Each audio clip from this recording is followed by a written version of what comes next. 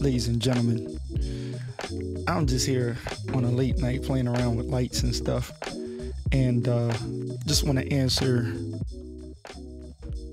just a couple questions, and that is because it's multiple ones, so live is a lot easier just to do it. But simply enough, I want to say and appeal to everybody once again, do not get caught up in the hype of you got to just plug in a ton of cameras into your system.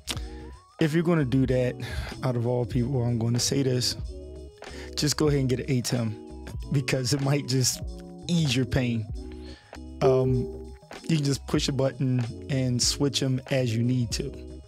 But if you're like me and you like to be able to program everything in the power of Ecamm as a whole, then you are going to get into just plugging up stuff. And then you got to get into troubleshooting. If I actually worked for Ecamm, or if I was an advocate for Ecamm, I would literally kind of like say, check it out. Just leave it simple, right? And then do all of your other stuff within Ecamm, right?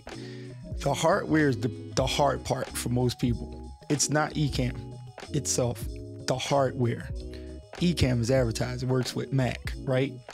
And so since it works with Mac, you have a Macintosh, then you go ahead and you get Ecamm, and it's the bomb, right? Just don't follow people that do crazy stuff like myself, Doc Rock, DJ, Jim Carroll, other people. If you got time for crazy, do crazy. Felicia, if you got time for crazy, do crazy. Like us that do crazy. Alicio Way, if you got time for crazy, do crazy. If not, don't get so caught up in crazy.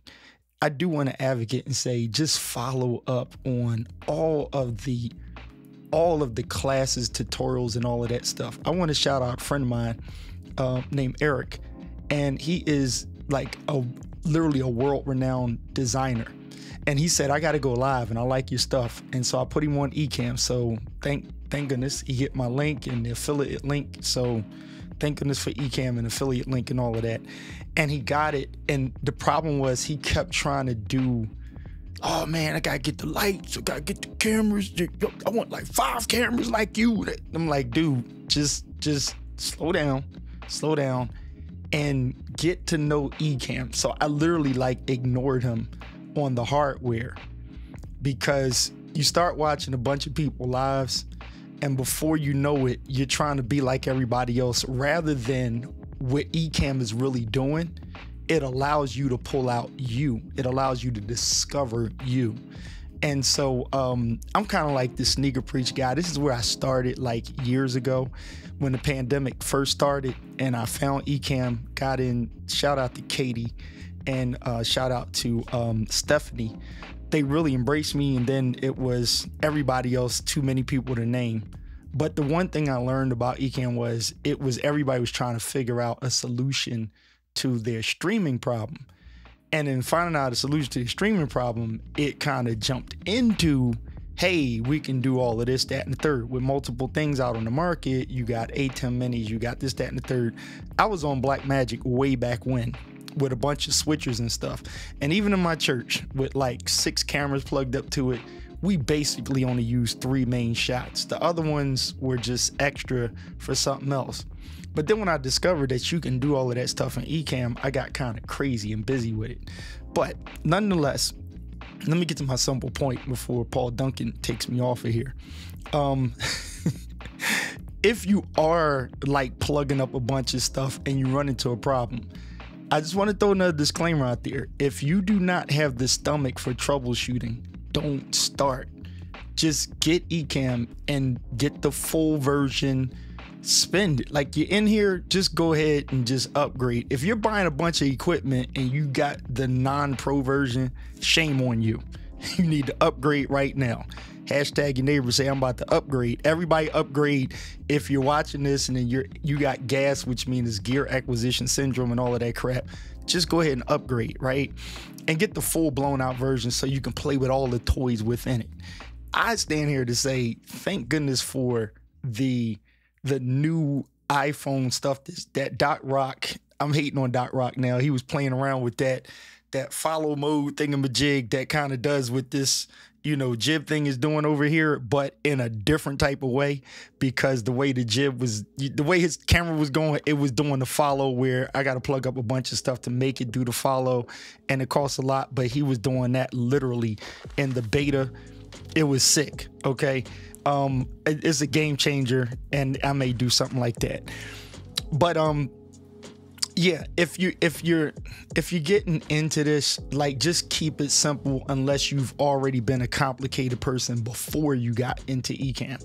If you were simple before that, stay simple. If you were complicated and you got the stomach for it, by all means go for it. So I said all that to say there was a ton of ways that you could plug stuff up, and unknowingly I just plugged up one camera and then I put in two because I had to change shots. And this was my main shot right here. This is where I started. It was just right here, and I'm looking at this angle right here, which is still my favorite. Then from there, it was just easier to put the camera on the desk and talk from here. But then I got into sliders and stuff because I was doing a lot of other recording, and I said, hey, I can use this live. And so then that got into, if I put a camera on the slider moving, then I got to have one stationary here. And then it got into more clients, which end up being a 3 camera. And the 3 camera basically is you put 2 people right here, and then everybody professional knows this, and then you have a cut over here, and then you have a cut over here.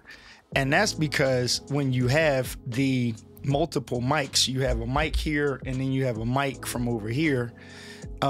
You actually have 2 people sitting at the desk, and so you get the wide shot here, you get a cut across, boom, enough said. Now the next thing is, if you're doing YouTube videos and stuff with the Power Ecamm, you're like, hey, I can do this thing live, do overlays, fly-ins and stuff, and that created a whole new dimension of doing things. And so then you have the overhead desk shot. So you want to show things, see my little cheat sheet right here, just to pop the light under for lighting effects now. But then you have the overhead shot, which is what most people went through with the unboxing and showing things on your desk. You take it a step further, you want to do something like this, and you want this guy, is she moving? Did you stop moving? Oh, she is moving. Okay, see, Doc Rock would have had this thing moving much quicker than me. But you have a jib shot over here, because if I'm telling a story or I'm doing narratives or something, you want something moving. So whether it's a slider or a jib. And that's the need to have a bunch of cameras and stuff. But to sit there and just plug all this stuff up and then try to work on it, it is a nightmare of a problem, okay? And so you can check out a video I did, and I call it the hack. And the hack that I have is I go into preview mode like this, and then I can say I'm gonna go and check out what cams look like. So you end up doing a multi thing like this, and this is my ATEM hack, so that I can look at all of these cameras. And listen, sidebar, what I'm doing is I'm double checking to see if the cameras are going to freeze, because right now the reason why I went live is because I'm not having a freeze problem, and I just wanted to show that to some people, that it's not a necessarily like Ecamm freeze problem. It could just be however you do your gear, and it could glitch or it cannot, okay? It's all over the place. But I'm going to take this out of that mode there, and I'm going to go back to my regular cam. Let's go to live mode here, and then we're all back, okay? So that's the reason why you have a whole bunch of stuff, because you have your why. If you don't know why you're doing it, just don't do it. Keep it simple, as somebody put in the comment section. I don't know who put it in there, but because y'all know I can't see, I'm not authorized to see what the ham sandwich going on, but somebody said, yes, keep it simple. Got it. Okay. Exactly. Less is more. Sammy said less is more. That is it. Less is actually more. Okay, now, so for those of you who are into that, I just want to do it just because you got time for it. Time for it. Okay. So the time for it I have camlink. So this camera here, this one is plugged into between the element. Matter of fact, here's what I did. Let me go out of this, and ladies and gentlemen, we'll go to NDI mode, and I'll just turn on the NDI, and let's see if she wants to act right. Okay, I think she does want to act right. Okay, that's on NDI. But back here, you can see the cam links are plugged in here. Those are hard drives. But back here, those are extender cables, right? But this is the element right here. And there are 3 cam links plugged into this element right back here, okay? That element is plugged right into the Mac Mini. Now, mind you, I don't have a Mac Studio, it's just a Mac Mini. Over here, we have the T3, CalDigit T3. Now, quick note, many people, as soon as something comes out, oh, if they put out a T5 right now, the majority of the group will just go and grab the T5 because the T5 is out. And the thing you have to ask yourself is, why am I grabbing the T5? Now, listen, again, if I worked for Ecamm, I'm about to say this. Everybody slow down real quick, because CalDigit is technically, as far as I know, not giving Ecamm some kind of kickback, because Ecamm is like, hey, go get the new CalDigit. And unless Ken and Glenn worked out a deal with them, they're not giving a kickback. And the problem is everybody rushes to grab something that they don't necessarily need. And then they go, hey, you guys got to fix this because it was working before. And then I got this. You got all of that new stuff and the stuff ain't working. So take your time and enjoy Ecamm. Okay, now let's get back to this NDI. Now, over here, we have CalDigit T3. And I'm just showing what works. Back here, I have the other 4. One cam link is in here, 3 are in the element, and the other ones are in the back on a USB port. Let me get the camera back there.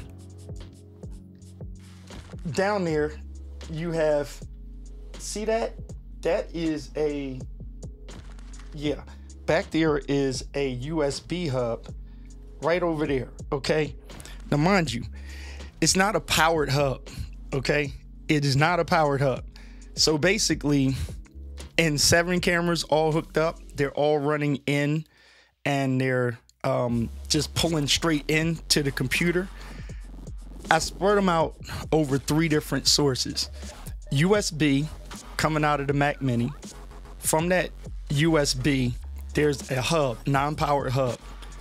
There are 3 of them plugged into there. The other 3 are going into the element, and the other 1 is going into the CalDigit, I believe. And so with all of that, in each different combination, all of these cameras are working, okay? They're not freezing, they're not jamming up, it's not slowing down my stream. Every once in a while, something may freeze, but if it freezes, I don't even remember, okay? Dean, what's going on, Dean? Let me look in here so I can see everybody. That is it for cameras, okay? I was asked a question about sound, and up in this top corner up here, you can see this is my audio signal going, right? Depending on what audio device that you have, if you invest in an audio device, you can kind of like pick mics that you want. And so my choice of mic, my favorite, is actually a SM7B. I was late to the game, but now I'm starting to like the MV7 because of the sound that I can get out of this. Now, if I switch these microphones, they'll pretty much sound the same. And here is the SM7B. There's just one little tweak on there where I put a little bit more bass in this mic. This doesn't have as much bass in it, but if you notice, one sound is not superior over the other, in my opinion, for your live. So that is the simple audio thingamajig. So I'm going to go back to this because I like playing around with these MV7s. They're smaller and they stay out of the way. Okay, now that has a little bit, yeah, I did a little bit more tweaking on this one. I like it. All right, let me get to your comments real quick. I'm not going to be here long. Are there any questions about the camera thingamajig?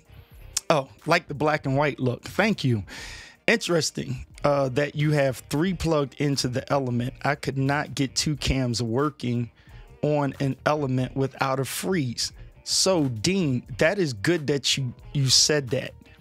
Only thing I can really think about is, depending on which Mac that you have, depending on what settings you have your camera on, as Doc and I said about the power hub, and DJ Rob about the how you're powering the camera, all of those things can have an effect.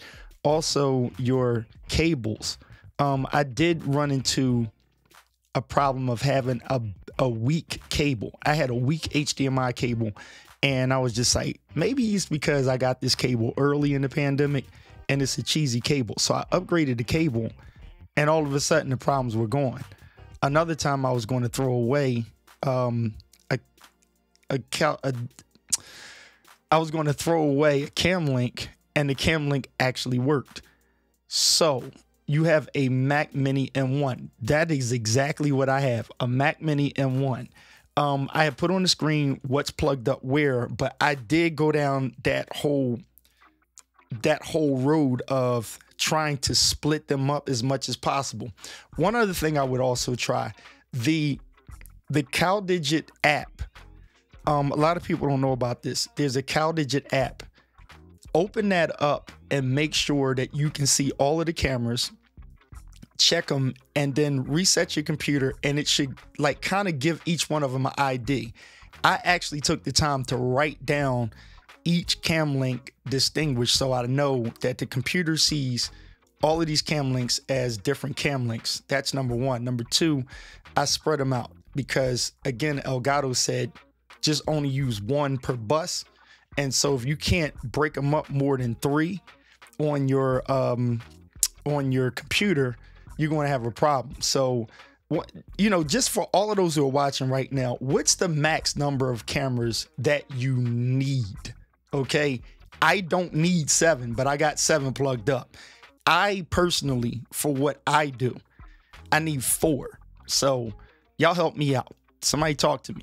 How many cameras do you need to do what you normally do? I'll wait. I'm just interested. I just want a little bit of feedback. Let's talk about that real quick. How many cameras do you actually need? Start there, and then you'll know how you can split them up to make these things work. All right. Most of you should probably say 1. Okay. Next, we should have a strong 2, maybe a strong 3. After 3, we should have some weak 4, 5s and above. Okay, as far as cameras that you need. Once you get to 3, in my opinion, you need to be into an ATEM, unless you have the stomach for it. Okay, I got 3 cameras. Okay, someone else says max 4, but I need 3 for my setup. Got you. So the 3 should be easy with all of these Macs. Okay, over in this corner over here, my buddy over there underneath that dark light, that is a Mac 2020 Intel. All right, it's fully loaded, but it's a Mac Intel. Every now and then I try that out to make sure. Now the fan starts humming. The fan, you turn on Ecamm and one other thing, and that computer starts, it starts humming. But honestly, that old computer still runs everything. Okay, it gets hot, makes a lot of noise, but it's running everything. Okay. All right, let me look on here. So Christopher, you said 3. Okay, Rob, what's going on, bro? Okay, Dean, you said I need 1 but would really like 4. Okay, so Richard, you said 3. Kevin, max 4, but I need 3 for my setup. Kevin, perfect example. 2 at most. Okay, I do mostly 1. Got you. This is how you don't frustrate yourself. And then, like, I would always put the 1 camera in, run lives, go live on. Listen, y'all, you cannot beat Ecamm's versatility. You literally can take Ecamm, record right to your computer in high quality, or you can go straight to Facebook private, right? Go private and turn the thing on And if you plug up more than one camera, put those cameras on and just let them run. Okay, because you're actually not going to know what the actual problem is until you turn around and go, hey, wait a minute, somebody stopped working. Now, knock on wood, as I'm switching, everybody's still working. I'm praying nobody freezes, but I don't think that anybody will freeze. It could be if you're snapping the cameras too quick, it could run into a freeze, okay? You got a lot of components working here. You got camlink, you got your computer, you got your hardware, then you got whatever eCam iterations move or whatever, and that could just throw something off. I don't know, okay? But what I like to do at times is just say, here's what's been working for me, it's been working, and what we don't want to do is just say, oh, you need a power hub or you need this, you need that. Take time to troubleshoot so that you know exactly how to pinpoint or narrow it in, because after a while people get frustrated and they'll see somebody live and they'll say, well, I saw Keith switching like 7 cameras, this thing worked, what are you using? And it's like, I don't use an ATEM. I don't need, because with an ATEM I would have to be on this scene and I would have to switch my scenes inside. Now, a funny thing about eCam is I'm gonna put it over here on this scene right now, and I'm gonna go to buttons, right? So I can hit number 1, number 2, number 3, number 4, number 5, number 6, number 7. I'm doing it all right here on my fingers right here. So this is kind of like your ATEM mini hack if you have a whole bunch of cameras right into your eCam, okay? Now, let me answer just a couple of these questions I see. Okay, let me see. Okay, I need 1, but like running 3 to 4. Got it. Okay, this is the true question for people. How about if I do this? That way I can look at it. Okay, this is the true question for the people. Do you go live or just not go live and spend all this money on gear? That's a great question. See, I don't like to do stuff like that because I start to feel like I'm the bad guy. You know, after a while, people have too many arguments over gear and stuff. It's like, you buy all this gear and don't go live and don't use it. I mean, what's the use? Or a lot of people that buy eCam aren't even going live. I use a lot of eCam without going live because for my clients, and it actually works. It makes editing so much easier. Okay, right now, just for me, because my space is not really set up, more camera angles are not as attractive in the space I'm in. Listen, another setup that I'm doing, I'm actually only going to need 3, and I'm trying to tell myself I need more than 3 angles, okay? One of my cameras would freeze up, but it's the only one connected USB. That part, see? A couple of things on that. A lot of people keep forgetting and they try to put the camera on 4K. It's no need to really put the camera on 4K. Put it on HD. This jib right here is not on 4K. That is coming out 1080p. I record in 4K on the computer, but the signal is pulled in 1080p, so it keeps, you know, it keeps everybody flowing. So that could be yet another trick. I don't know if it's what you put out of the camera, if it's jamming the computer up because it's trying to do too much. Okay, all I know about the clients and all of that, but there are some people that say I will go live and they don't spend and they don't spend money. I got what you're saying. Yup, they'll say they're going live. So okay, sidebar, just let me push this sidebar. Got this? Don't get into the idea that if you keep buying stuff, it's going to bring you more confidence. It's not. Again, we're in the eCam group, and I'm going to say this. eCam itself is going to bring you the confidence. If you can love yourself on your IMAX camera, right? If you have a MacBook or something like that, or just pull your phone out and plug it to your computer and look at yourself and play with all the eCam stuff. If you feel good there and you feel good in your work zooms, then you're going to feel great without the gear. Got it? And then when you add gear, you're adding iterations to how you're already confident.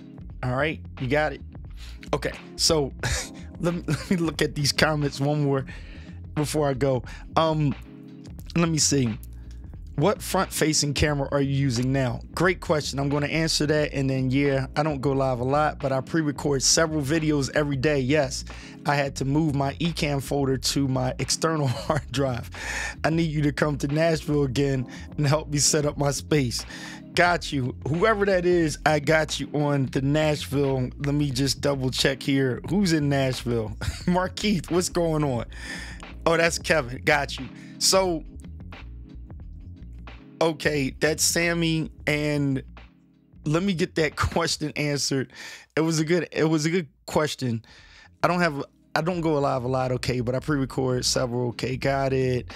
What front face camera are you using now? Okay, ironically, here's what happened.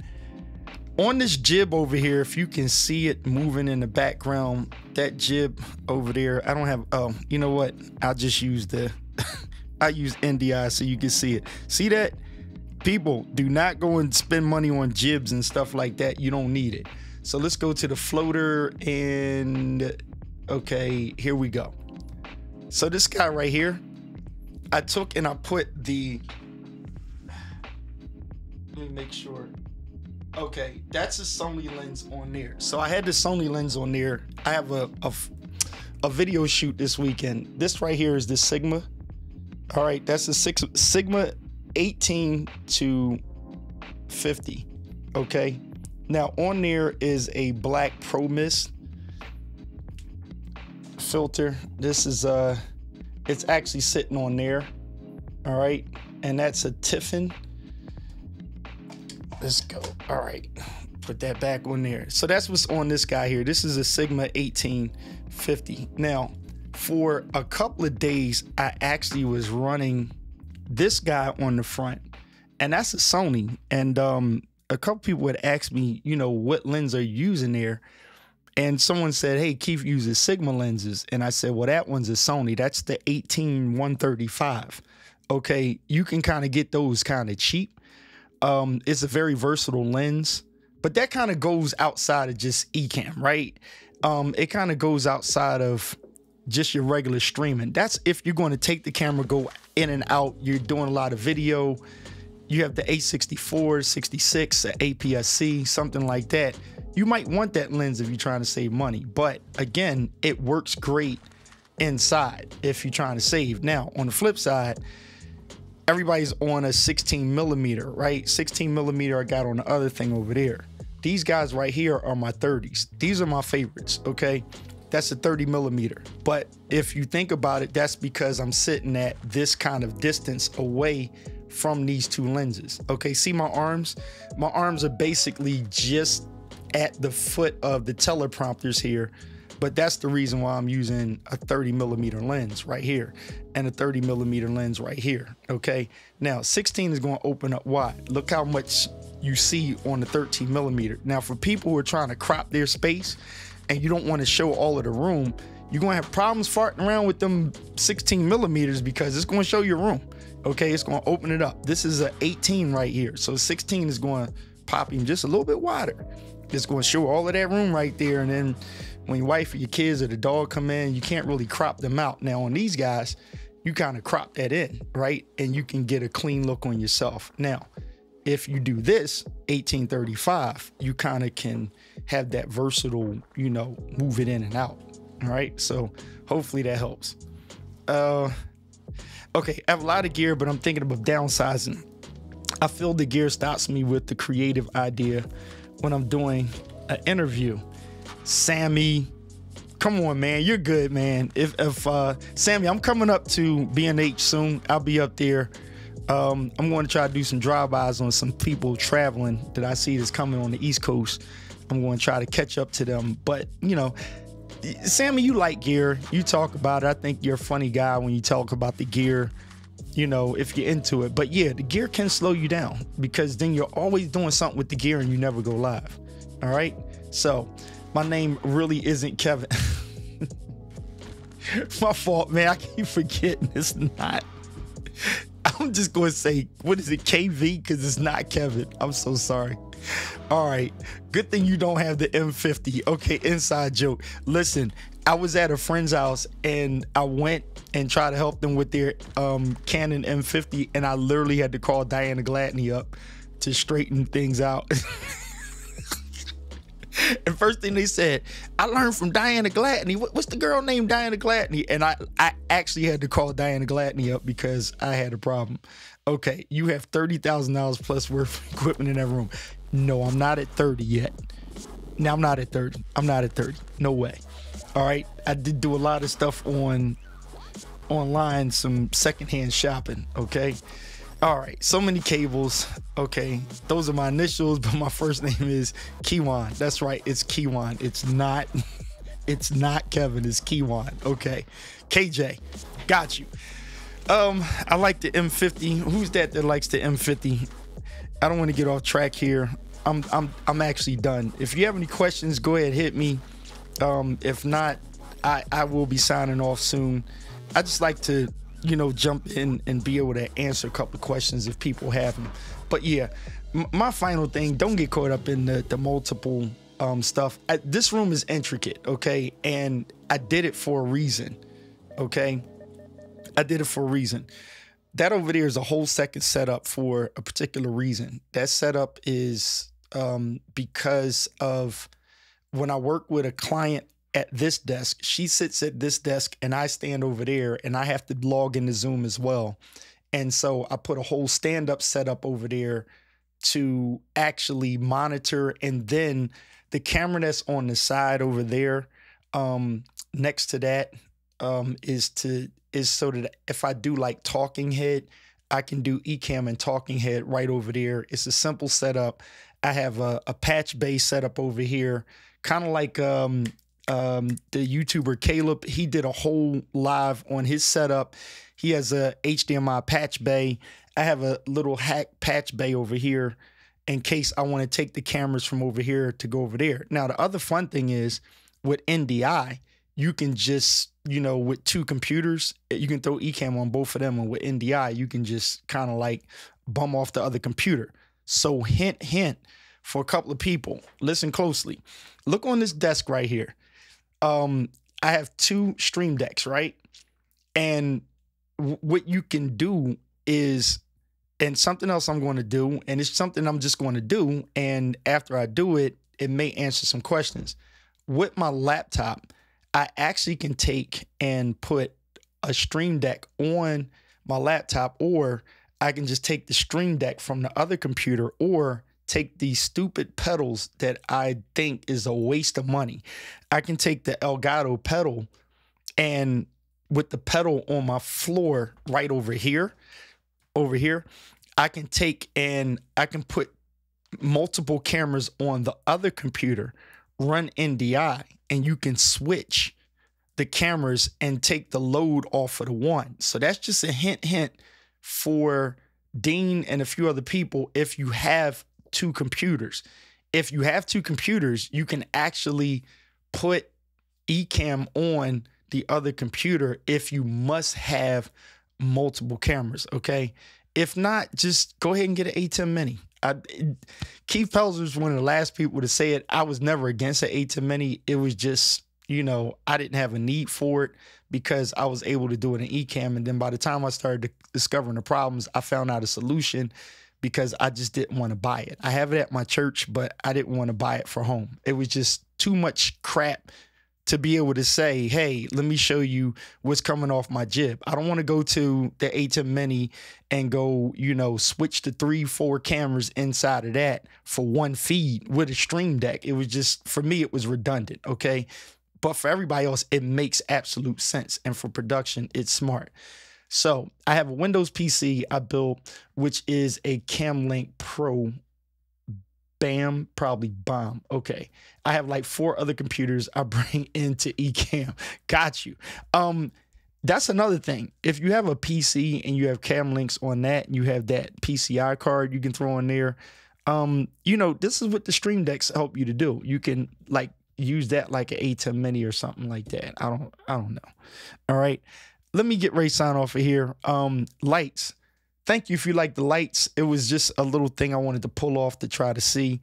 Not ideal, but as you see right here, I just took and threw a loom cube up under here to throw on the gray beard. Okay, to throw something on the gray beard. I put the lights white back there, put these at 32, these at 32, just to kind of get this whole black and white look. And I'm kind of digging it, and putting a simple mic up here. I just wanted to do that. Notice, I hope that you like the sound of this MV7. It's not hard to get this and tweak it so that you know, you can get that sound popping off on the MV7. Okay, as you heard, I'm going to take, and that little thing over here, I'm going to expand that real quick so you can see it. I have to try to get my SM7B because I like the way this is sounding. So what I'm going to do is duplicate this mic over here moving and get it to basically match the sound on the other one. All right, so that is it for Keith Pelzer on tonight. And if there are any other questions, make sure you hit me. You can hit me in the DM. And I really like this community. I appreciate you all. Shout out to everybody that's doing their thing on here. So, okay, I think I got everything. All right, no other questions. All right, got you. People, take care. I'll holler at y'all.